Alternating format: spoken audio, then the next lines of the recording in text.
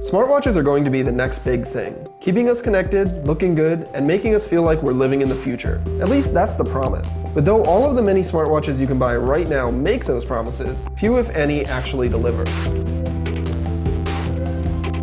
A good smartwatch does three things. It tells you the time easily, so you don't have to constantly look at your phone. It gives you notifications on your wrist, so you don't have to constantly look at your phone. And it looks good while doing it, so you don't feel like you're wearing a computer on your wrist everywhere you go. Everything else that many smartwatches attempt to do is just extra. Some count your steps, some can be controlled with your voice, and some can run a variety of apps right on your wrist. But the best smartwatches focus on those core features and don't worry too much about the extra stuff. If you're looking to buy a smartwatch right now, the best option for the most number of people is the Pebble Steel. The Steel is compatible with both Android and iOS, doesn't cost a fortune, and looks good on almost anyone's wrist. The Steel's always-on LCD display makes it easy to check the time indoors or out, and its battery life of 5 days or more is hard to beat. You get notifications for email, texts, incoming calls, and more, and you can control your music right from your wrist as well. Pebble does have an app store to add more functionality and custom watch faces to the Steel, and it can count your steps as you walk. But neither of those things are as important as the core functions the Steel gets right, which makes it my top pick.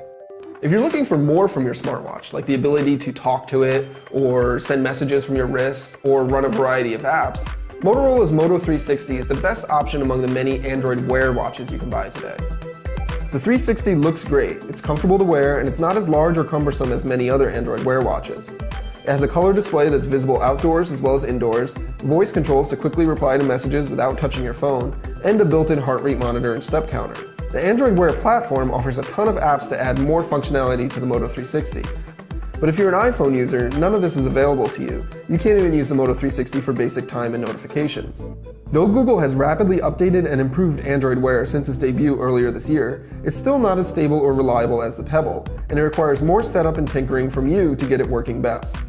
The Moto 360's display isn't always on by default, requiring more effort to check the time, and its battery life is less than half that of the Pebble's on a good day.